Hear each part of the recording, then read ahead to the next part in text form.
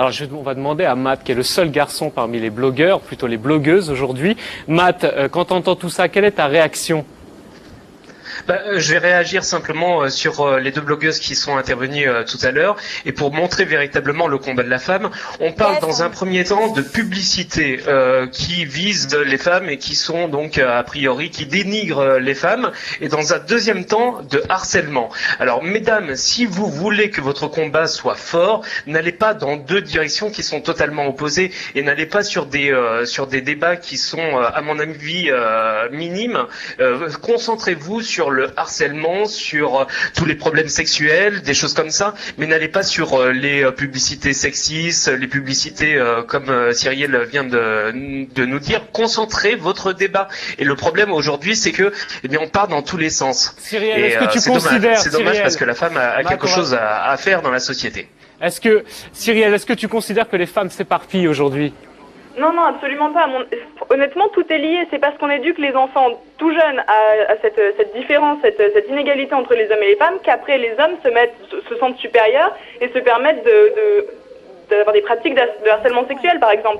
Tout est lié. Si on changeait l'éducation des enfants, si on apprenait aux garçons que les filles étaient leur égales, il n'y aurait pas ce problème. Matt, toi, tu considères que finalement les combats doivent être exclusifs, en quelque sorte? Parce qu'ils sont tous un peu complémentaires. Enfin, si vous voulez, moi, quand on parle de combat, j'ai l'impression de mettre le mot différence.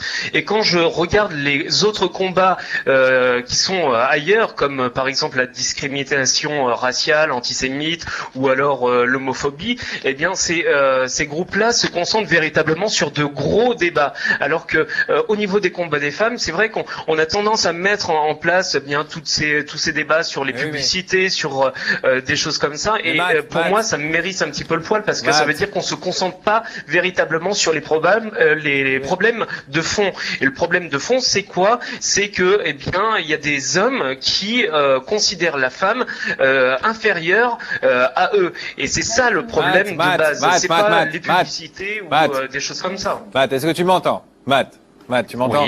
Oui, mais Matt, tu peux pas leur demander ça aux femmes, parce que finalement c'est que des femmes, après tout, tu vois, elles peuvent pas penser à tout non plus. Il faut réagir, Clémentine. C'est quand même assez sérieux. À lui, non, à lui, on peut pas réagir. À Matt, c'est plus sérieux, plus premier degré. Non, je crois que tout est lié. Faut faire très attention à pas scinder les choses. Les pubs sexistes, elles envoient des messages. Je prends un exemple. La pub, Babette, je la lis, je la fouette, et parfois elle passe à la casserole. Dans la série, on peut rire de tout, mais pas avec n'importe qui. Donc là, je pense que vous vous souvenez de cette pub? C'était une pub pour de la crème fraîche. Il y avait une fille avec... donc Babette, je l'ai dit. Bon, quand il y a 2 millions de femmes qui sont victimes de violences conjugales dans un pays, c'est pas possible de rire de ça. C'est pas possible. Donc, de la même manière, la nudité des femmes, on s'en fout. On peut se dire, on a rien à secouer. C'est pas pourquoi est-ce qu'on montrerait pas des femmes nues pour vendre, par exemple, de la lingerie, pourquoi pas. Mais quand l'objet corps des femmes, qui donc devient de la marchandise, est utilisé pour vendre un pot de yaourt, une voiture, etc., ça a à voir avec les 30 000 viols qui sont perpétrés chaque année. Parce que c'est la construction des identités qui se joue là-dedans. Le rapport de domination, et d'ailleurs, qui le disait juste avant, ça y est, je retrouve plus le... Cyrielle l'expliquait très bien, elle fait le lien entre l'éducation qu'on reçoit, et effectivement le fait que les garçons sont obligés d'ailleurs, et il faut déconstruire les modèles de virilité, parce que les mecs, ils doivent montrer qu'ils sont des mecs, ils sont aussi sommés d'être dans un rapport dominant à l'égard des filles, et c'est ça qu'il faut déconstruire. Ce rapport dominant, il peut être extrêmement violent. D'ailleurs, il y a 2 ans, le décès de Marie Trintignant remettait au premier plan les violences conjugales. On va voir avec ces chiffres qu'une femme sur 10 est victime de violences conjugales, c'est-à-dire violences psychologiques ou physiques. Et une femme en meurt tous les 5 jours. Oui. Quoi? Une tous les 5 jours? Tous les 5 jours, une femme meurt de violence conjugale, exact. Wow. C'est la première raison en France, de la France, là. C'est la première raison d'appel du 115 à Paris.